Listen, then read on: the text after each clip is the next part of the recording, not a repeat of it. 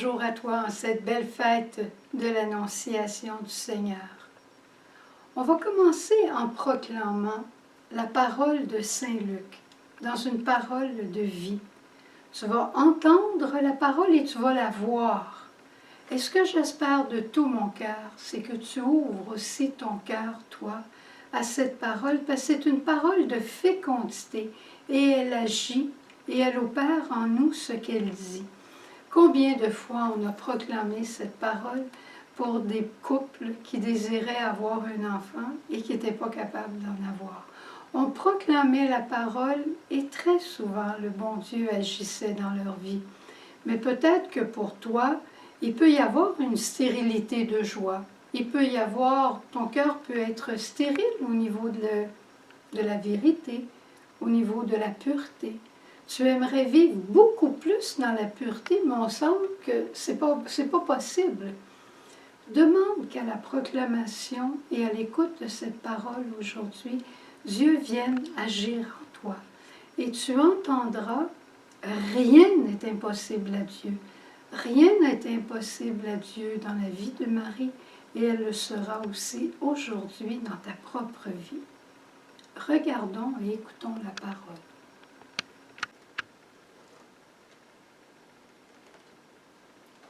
Le 6e mois, l'ange Gabriel fut envoyé par Dieu dans une ville de Galilée, du nom de Nazareth, à une vierge fiancée, à un homme du nom de Joseph, de la maison de David.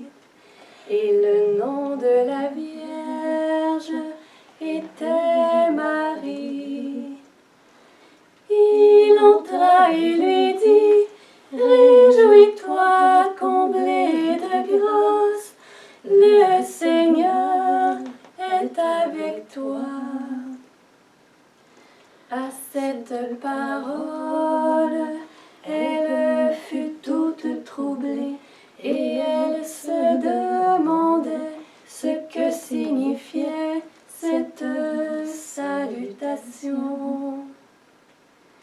Et l'ange lui dit: sois sans crainte, Marie, car tu as trouvé grâce auprès de Dieu. Voici que tu concevras dans ton sein et enfanteras un fils, et tu l'appelleras du nom de Jésus.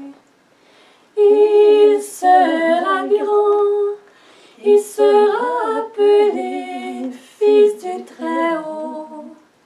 Le Seigneur Dieu lui donnera le trône de David, son père.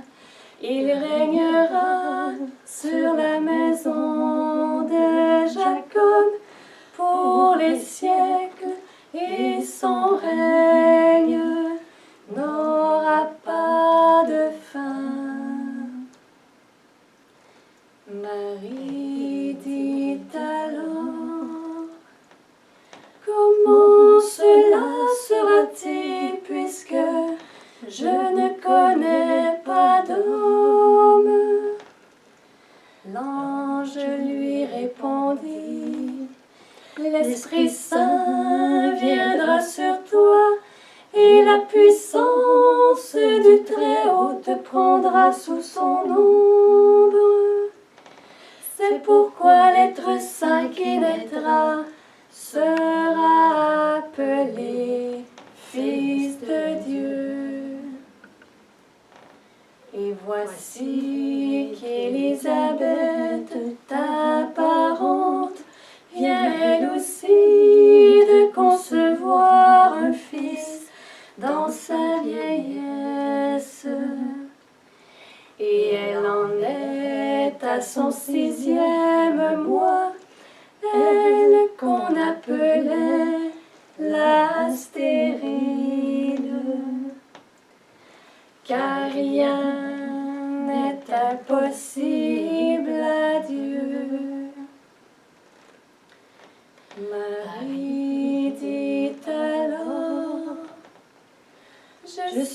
la servante du Seigneur, qu'il m'advienne selon ta parole.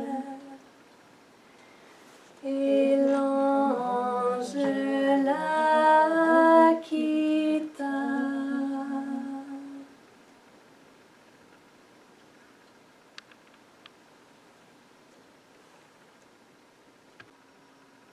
Quelle parole merveilleuse, quelle véritable parole de vie.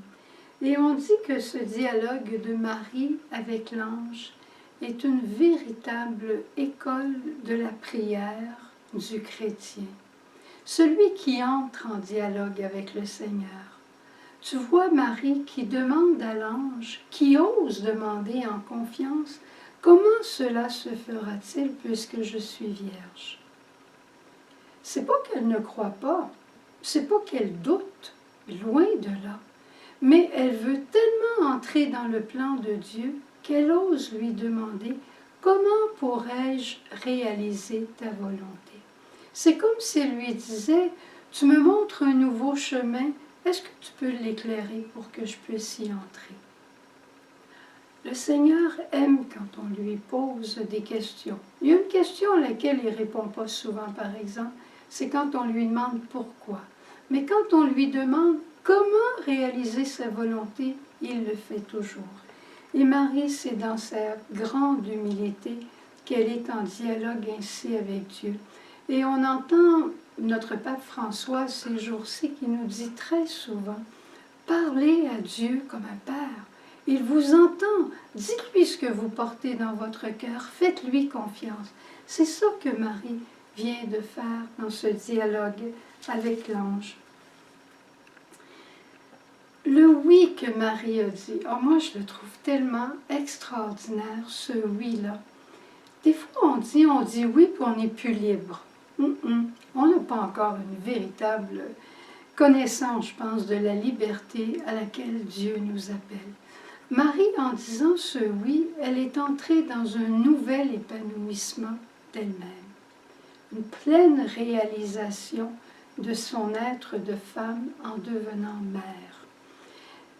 Rappelle-toi une gerbe de blé, comment c'est beau. On peut avoir des épis sur une table, mais quand on les prend puis on fait un rond autour des épis, alors les épis s'en vont d'un côté et de l'autre. Ils s'épanouissent. Le oui de Marie, c'est comme des gerbes de blé qu'on tient ensemble et qui permet l'épanouissement. Et le oui de Marie n'était pas un oui facile comme tu te l'imagines, hein? Parce qu'elle risquait de perdre Joseph. Elle savait la loi, elle connaissait la loi. Joseph devait la répudier. Elle risquait même sa propre vie d'être lapidée. Mais Marie a fait confiance au Seigneur. Et c'est pas un oui, comme je disais, c'est pas un oui facile, un oui sans réflexion qu'elle a dit. C'est un oui dans la foi. Et quand Dieu nous demande quelque chose, c'est toujours pour notre épanouissement, pour aller plus loin. Dieu ne vient pas asservir l'homme, il vient libérer l'homme et lui rendre sa pleine liberté. Et parlant de liberté, je pense que je me répète, mais j'entends ces jours-ci des gens qui disent « Je suis dans ma prison. » Pourquoi tu es dans la prison? Oui, je suis dans ma prison, je suis confinée chez moi, je ne peux pas sortir. Mais est-ce que tu le fais pour un but particulier? Oui, je le fais pour la protection des autres, je le fais parce qu'on me l'a demandé.